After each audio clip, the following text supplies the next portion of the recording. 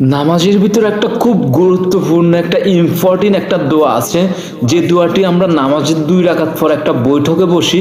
ওই বৈঠকে যে আমরা একটা দোয়া পড়ি তাশাহুদ অর্থাৎ আত্তাহিয়াতু, এই দোয়াটি আমরা অনেকে পারি অনেকে পারি না। এটা খুব একটা গুরুত্বপূর্ণ, খুব একটা জরুরি। এটা হচ্ছে খুব ইম্পর্টেন্ট একটা দোয়া। এটা তাশাহুদ, এটা পড়তেই হবে। এটা হচ্ছে ওয়াজিব, নামাজের ভিতরে এটা পড়া ওয়াজিব, এটা পড়তেই হবে। এই দোয়াটি আমরা অনেকে পারি অনেকে পারি না। তো আমি এই দোয়াটি এখন বলবো, সকলে এই দোয়াটি মনোযোগ সহকারে শুনবেন, আর খুব মনোযোগ সহকারে শুনবেন। ভিডিওটা স্কিপ না করে সম্পূর্ণ ভিডিও ধৈর্য সহকারে শুনুন।